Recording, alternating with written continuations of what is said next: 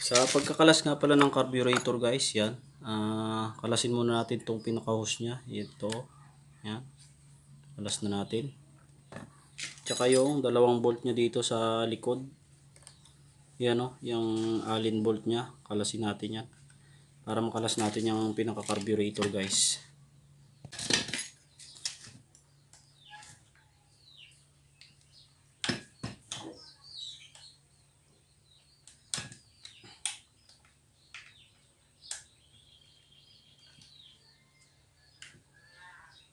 Linisan muna natin para sure na mapapaandar natin.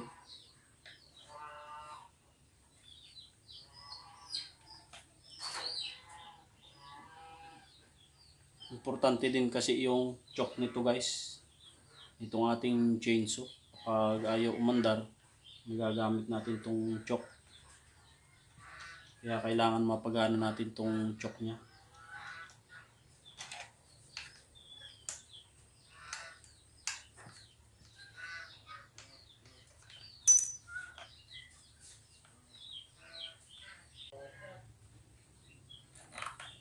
Ayan, at nakalas ko na.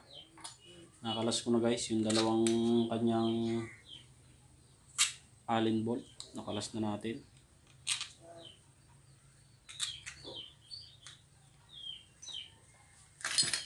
Yung kanyang maliit na carburetor, tanggalin muna natin.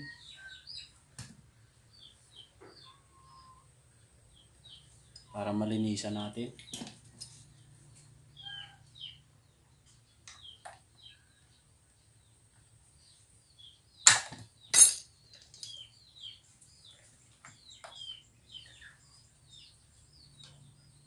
Yan guys, natatanggal naman yan. Medyo nakakawit lang yun doon. Dito sa ating carburetor, nakakawit lang naman yan. Pwede natin tanggalin yan. Tsaka itong kanyang silinyador dito, nakakawit lang din yan guys. Pwede nating kalasin din yan. Para makalas natin itong carburetor nya.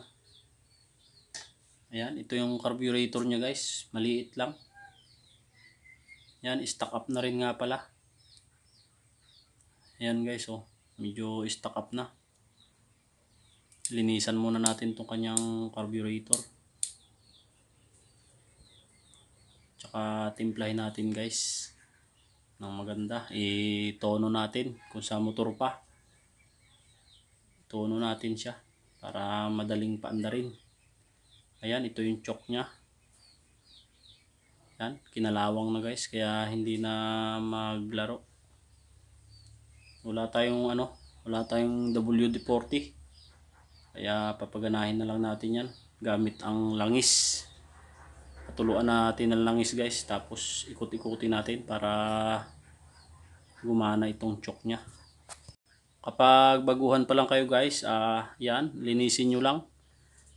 Pero itong mga kanyang mga jettings or itong mga air and fuel mixture nya, huwag nyo nang galawin para hindi kayo mahirapan pagbabalik. Kasi nga kapag ginalaw nyo pa yan, baka mahirapan kayo guys magtimpla pag hindi pa kayo marunong. Ayan, linisin lang natin to. Buhusan natin to ng gasolina guys. Pero importante talaga guys, kung lilinisin nyo ito, kalasin nyo talaga itong itong kanyang air and fuel mixture. Ayan guys, oh, bali dalawa. Kailangan kalasin yan guys kung talagang lilinisin nyo at gusto nyo makasure na andar yung inyong chainsaw. Kasi nga ito ay na-stock na guys ng medyo matagal. Kaya kailangan malinis. Mas okay to guys at maka sure tayo na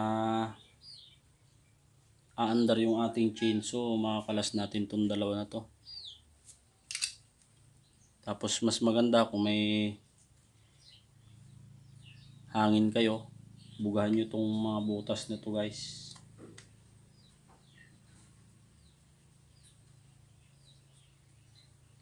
Yan, kakalasin natin to guys para malinisan din natin yung butas niya. Ma-sure nating walang bara guys.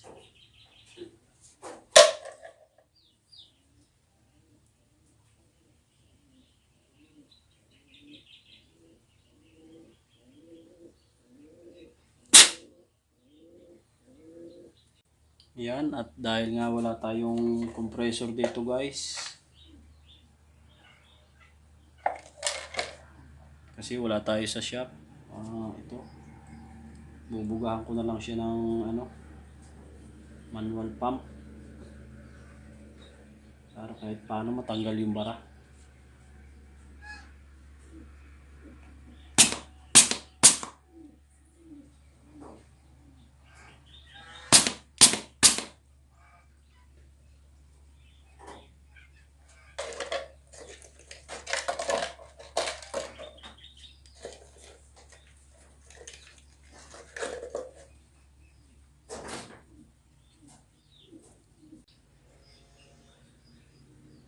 Kabit na ulit natin.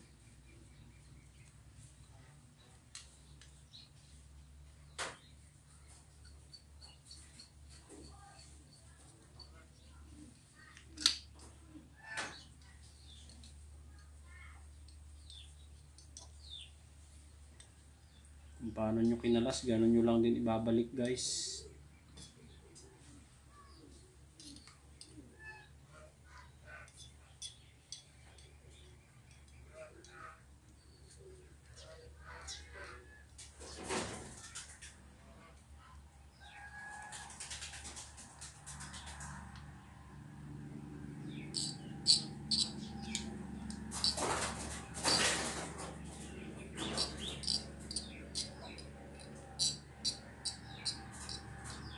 Kalasin din natin tong isa.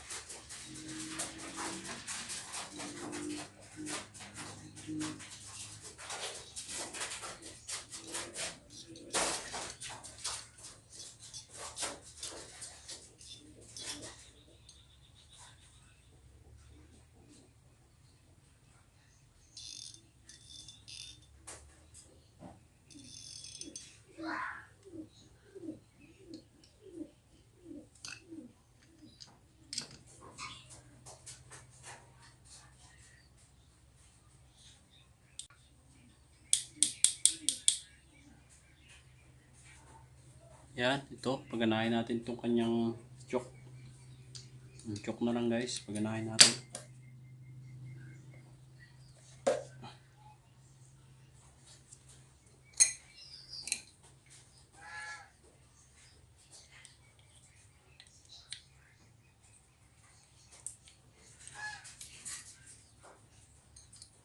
Stock up lang to guys kasi nga kinalawang na. Baka mahirapan tayo magpaandar. Kaya paganahin natin itong choke nya para sure ball na mapaandar natin.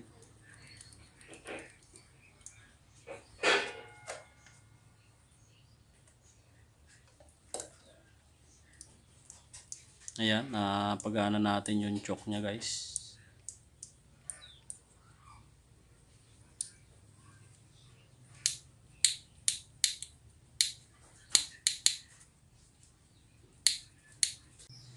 Yan guys, nalinis-linis na natin yung kanyang pinaka-carburetor. Pwede na natin ulit itong ikabit. Tapos testingin natin kung aandar na. Yan guys, testingan na natin. Kabit na natin itong kanyang carburetor. Kabit na muna natin itong kanyang dito para sa throttle niya. Ayan. Para hindi tayo mahirapan mamaya pag nakatornilyo na. Baka hindi natin may kabit ito. Yung kanyang pinaka RPM or throttle. Kabit na natin.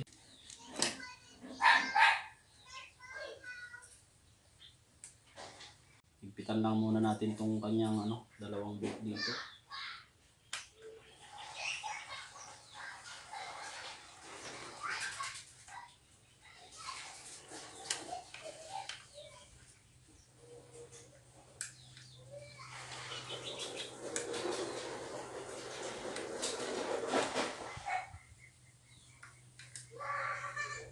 Kabit natin tong hose niya sa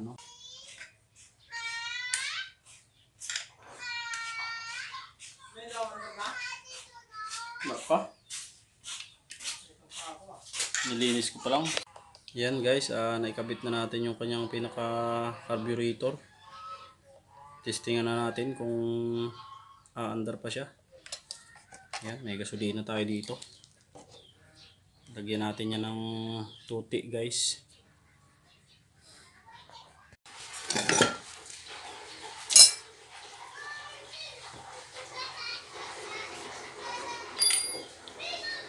Patakalin na lang natin yung kanyang tuti. Kasi pangit din kapag marami. Dali lagayan natin ng dalawang takip guys. Yung ganito kadami. Yan. Yan. Lagyan natin ng gasolina. Try nating paandarin.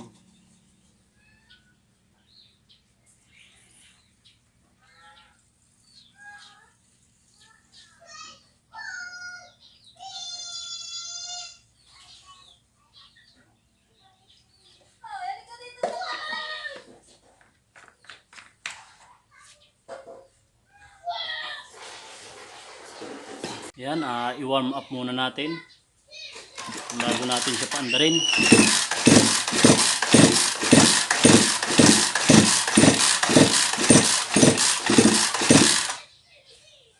Tapos i-choke natin.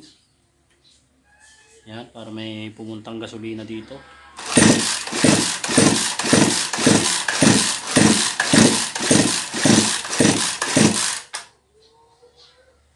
Yan guys, kapag na warm up nyo na, itaas-taasan natin tong idle.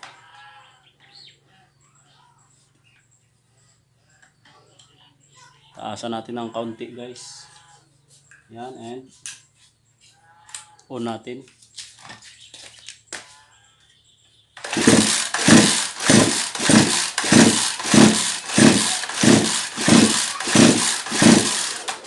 Pag ayaw umandar, i-choke natin.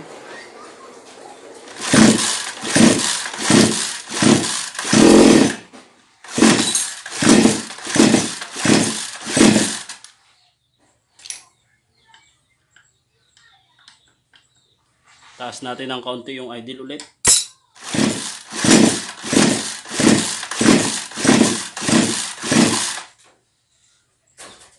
Tanggalin ulit natin yung kanyang pagka-choke. Pandarin ulit natin. Medyo mababa yung idle niya. Taasan natin.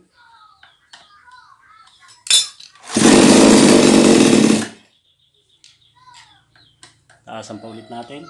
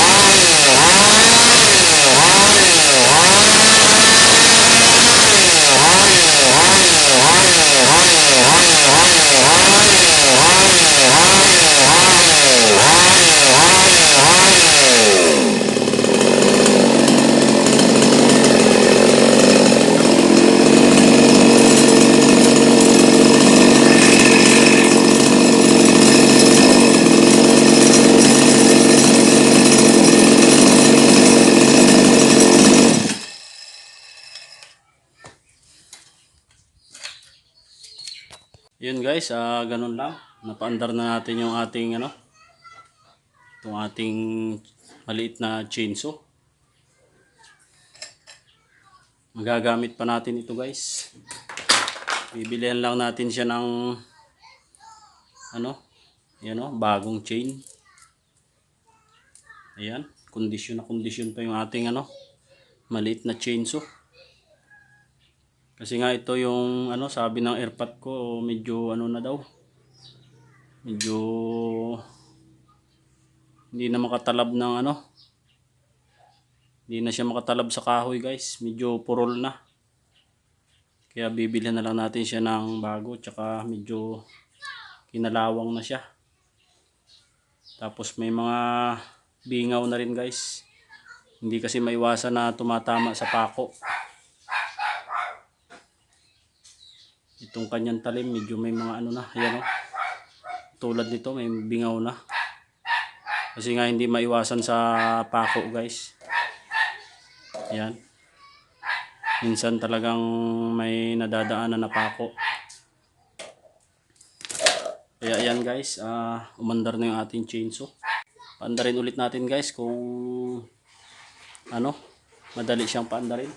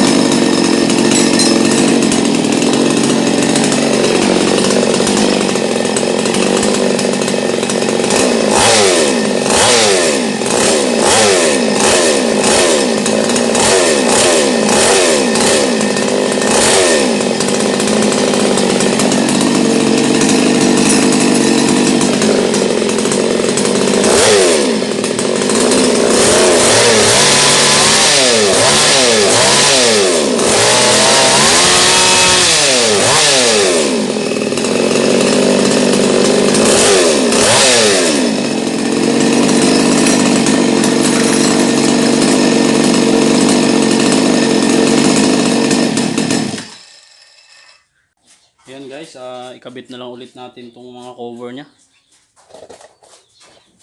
At okay na itong ating chainsaw. Magagamit na ulit natin to, basta bilihan lang natin ng chain nya.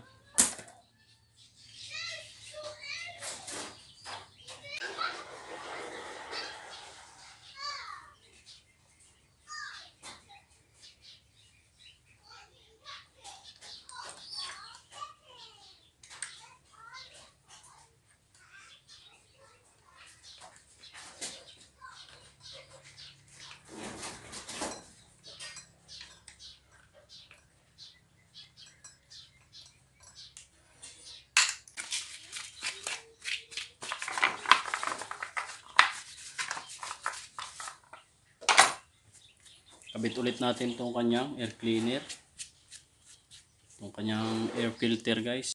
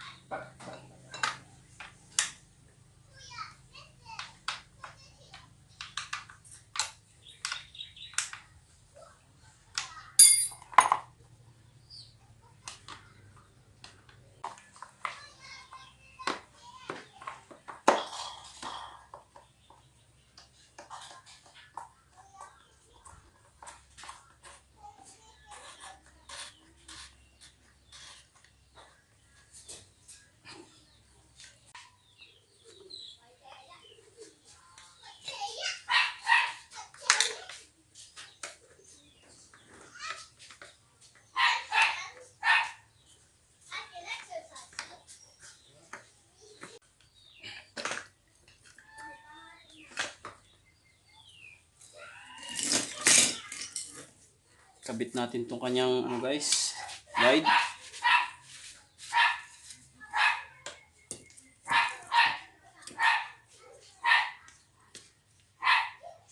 Lagyan na rin natin ng tuti para hindi masira. Hindi tuluyang masira guys itong guide niya.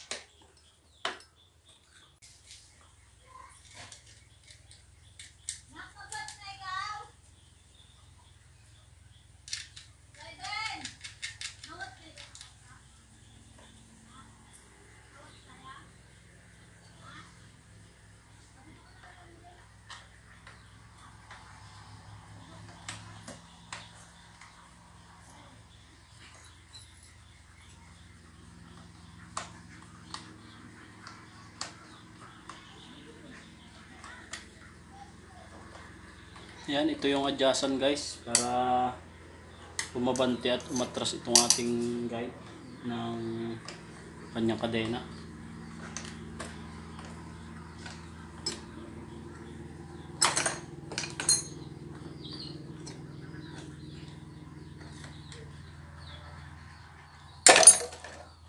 Testingin ulit natin guys.